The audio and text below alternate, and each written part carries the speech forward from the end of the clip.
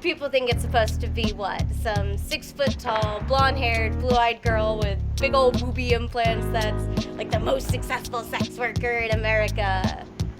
They don't expect a 4'8" petite redhead. Like that's not the image that anybody has.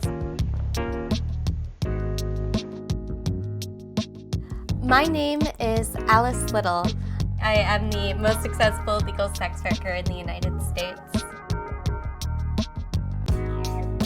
Prior to the COVID closure, I had booked $1.2 million, which was impressive, but it more so speaks to the fact that this is a valid career.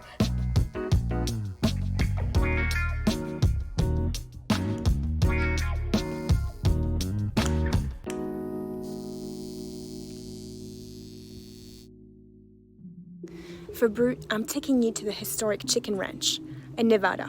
It's one of the very few licensed brothels in the country. Here, I met with Alice Little. She's the highest paid legal sex worker in the country, and this is her first week at this new location. Professionally, of course, staying in shape is important, and being able to move comfortably, of course, is very, very important when you're doing lots of positions with all sorts of bodies of all sorts of sizes and shapes, and you want to be comfortable adjusting to other people. So for me, having that ability to move around, gotta keep stuff moving. When you're comfortable in the skin you're in, and you're able to then help others feel comfortable in the skin that they are in. Have you always felt comfortable in your skin? Oh, heck no. Oh, God, no. Are you kidding me? Like everybody else, it's a journey. Especially for young women out there, like, that journey runs deep. Being able to see myself in hair and makeup and these beautiful dresses and see those images and be like, oh my God, that's me? Holy crap, are you serious? It allowed me to see myself in a completely different light and have this new appreciation for myself. Hey Jason, hey Richard. Oh my gosh, good morning Brandon. Hello. I'm so excited to see you all. Welcome. Let's go ahead and start this week off with our special announcements.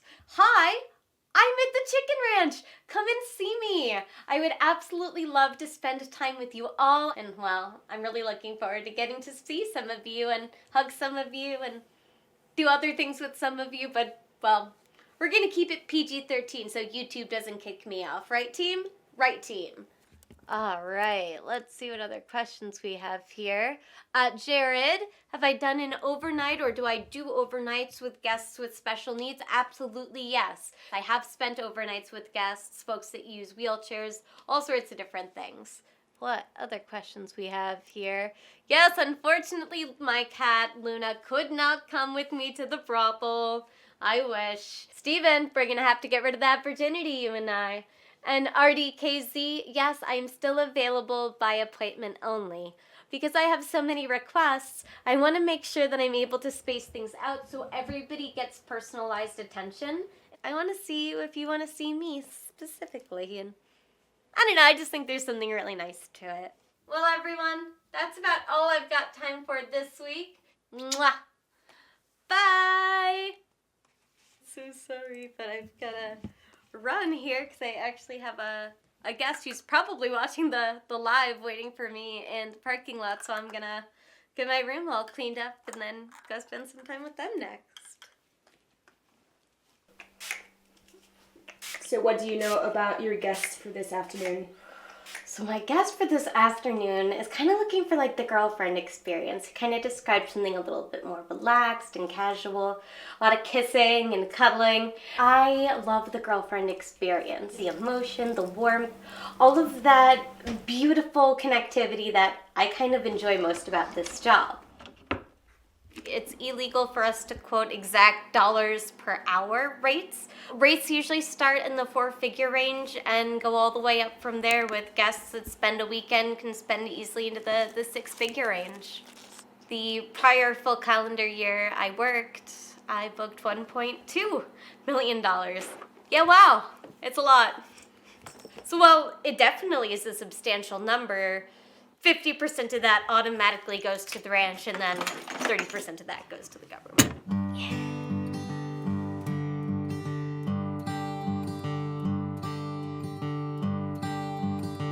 Sex work is only legal in about 20 brothels in Nevada. So this is the parlor area here. This is our doctor's office. As a legal sex worker, I am bound by law to do an STD or STI test every 7 days and do blood once monthly. And then behind here, we also have a little dance station with lights that can be turned on and a fun pole for the ladies that are talented and know how to dance. Do you? I'm not one of those ladies. Laws vary from county to county, but many sex workers find some of them misogynistic and antiquated, like needing a curfew, being banned from casinos, or needing a chaperone to leave the brothel. And yet it's a constant fight to even keep brothels open. We deserve the same rights as everybody else! Yeah. In 2018, Alice fought a proposed brothel ban. In 2020, she had to sue the governor.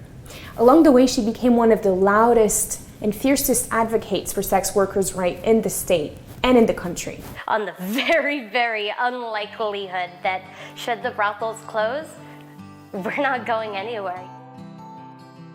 Didn't Elko have something about bowling alleys? Bowling alleys in Elko? Well, no. Here's the weird thing. We couldn't go to the bowling Too many alley. balls. We could go into the casinos, though, in Elko County. So we can go into the casinos, but not the bowling alleys in Elko County. Let's be very clear about this. Bowling is bad, gambling is good. Yeah. But only if you're in Elko. And it sucks because even when we're doing things the quote-unquote right and Legal way, clean way, getting tested, paying our taxes, we still get treated the same way. yeah, just trying to get a place to live. Been denied for 6 applications now. So, And you make well above the average income. I mean, like Nearing 100,000 in a year. And that's working part-time because I have a kid, so I was working 1 or 2 weeks a month maybe. and see, they will give you somewhere to live. I'm not a victim anymore, I'm a survivor now, but it's just the system. They punish the victims. And, they do. They marginalize and stigmatize and Like, my story, I was actually sex trafficked by my best friend. Mentally, I wasn't there anymore. Like, I had to go get help. I had to be admitted. I had so many, suicide attempts because I just, that hurts to have someone that you grew up with sell you. So I'm even lucky to be sitting here right now. yeah, I'd say. yeah. But this industry saved me. Like, me coming to the brothels, the women have, helped me understand that I'm actually a person in a life that matters. If it wasn't A for lot the of girls brothels, come here because they need it in Yeah. some way or another. They're like, I gained stability in my life because of working at brothels. Is it a perfect system? Absolutely not. Can it be improved? Absolutely yes.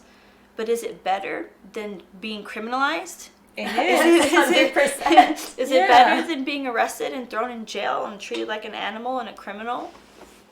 Yeah. Literally just coming into the brothels, having some type of connection with someone helped me. And helping my customers also helps me. So that's why another reason I feel sex work is needed. What It's about healing? Yes. So damn healing. what about Yeah, the many poor guys, customers? it's like 5 or 10 minutes of sex, and the rest of the time they just want to talk to me Talk. about their life or the Yes. divorce they're going through, or something going on with their business or their kid, or whatever the situation may be. God, They I just literally saw a guy just earlier this week. He was assaulted by another man when he was younger, and so he's had this fear of masculinity ever since. And it was he was in tears by the end of it. Dang.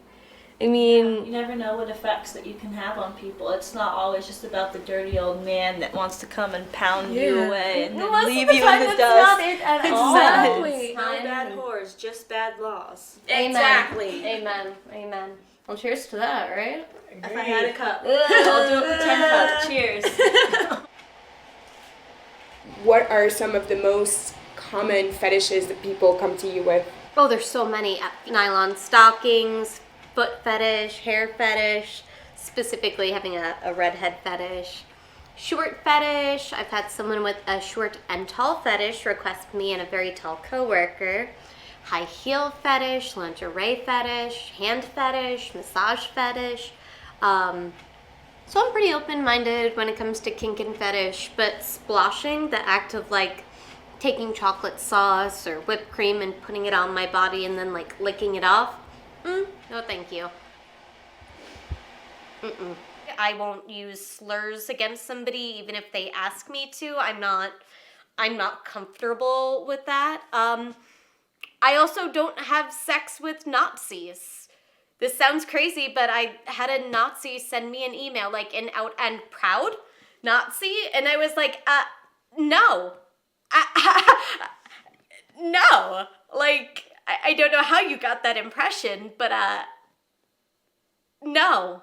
No, I don't, no, absolutely not. So I am very much so able to decline things along those lines.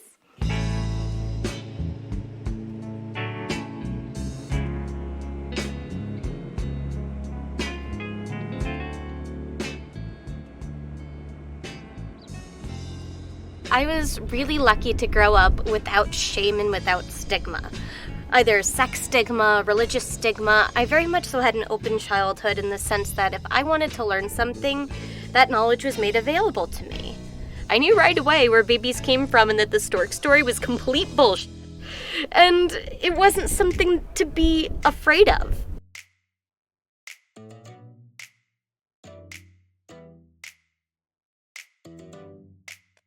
Just to do this career is an act of defiance against what society's perception is of who you're supposed to be.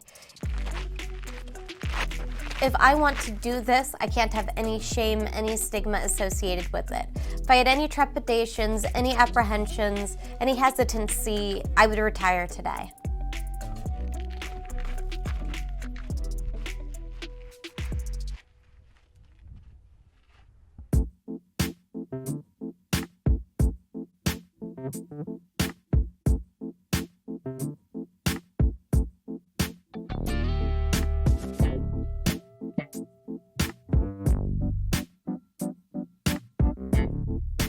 One of the things I started to do during COVID is offer good morning and good night phone calls. And so I've got one guest that I've been talking to this week, and so I'm going to give him a little call before bed. Hello. Hey, how are you? Doing well. I'm doing well too. How was your day today? Had to go into the office, but yeah. Yes? What was it like going back into the office? I do not like that office. I didn't like that before the pandemic, and I do not. It doesn't work for everyone. I got far more done from home than I ever did going into an office. I didn't know how I would feel coming back to work after being away from a brothel after 14 months, but like, you know, it feels really good to be back, and I really like the new space too. I imagine it's quite nice to touch people again. Oh, you know what, I've missed it. But anyway, I'm gonna let you go. I'll catch you tomorrow. We'll keep in touch. I hope you sleep well. And yeah, it'll be good stuff. Alright, it's definitely nice talking with you. It's good to talk to you too. Good night. Bye. Ugh. He's just such a sweet guy. Have you met him in person? Mm-hmm. Oh yeah, we've gotten to spend time together before the pandemic, and then during COVID we've done a few video calls and some phone calls. Do you ever get attached to people? Is that an issue for you? Is that not an issue for you? Actually, maybe it is a little bit of an issue for me in the sense that I do like really care about people. A lot of my guests are older, and a lot of them have medical challenges.